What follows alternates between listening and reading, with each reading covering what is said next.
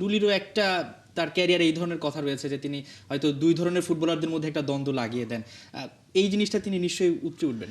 মানে মুশকিল হচ্ছে যে কোচদের নিয়ে সমালোচনা সবসময় চলে। আপনি দেখেন যে হ্যাঁ, কোচদের কিছু পছন্দের ফুটবলার থাকে, কোচ কাউকে পছন্দ করেন না, এই কথা পৃথিবীর যে কোনো দলে যে কোনো কোচের ক্ষেত্রেই প্রযোজ্য। বাংলাদেশের ক্ষেত্রে এটা হয়েছে, ক্যাবরের ক্ষেত্রে। বাট জামাল ভুঁইয়াটা খুবই আনফর্চুনেট ইন আ সেন্স।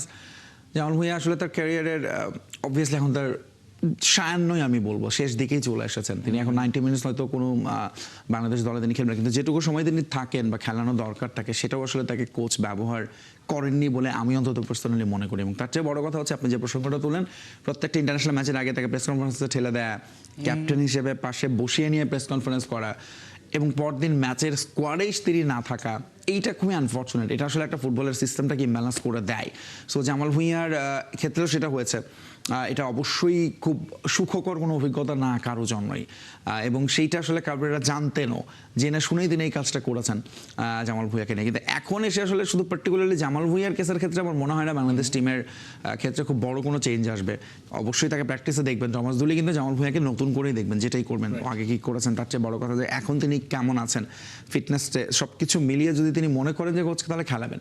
কিন্তু যদি আগের মতো করেই হয়, এক্ষেত্রে আমার মনে হয় খুব ব্যাপারটা যেটা পরিষ্কার করা সহজ হবে সেটা হচ্ছে নতুন কাউকে আসলে অধিনায়ক হিসেবে এখন বেছে নেয়। কারণ আপনি যদি জামাল ভুঁইয়ার কাছ থেকে যদি 90 মিনিটস নাই পান এবং তাকে যদি রেগুলার নাই থাকেন একাদশে, আপনি চাইবেন সবচেয়ে আপনার ফিট প্লেয়ার, সবচেয়ে বেস্ট প্লেয়ারকেই ক্যাপ্টেন হিসেবে রাখতে, যিনি মাঠের নেতা হতে পারবেন।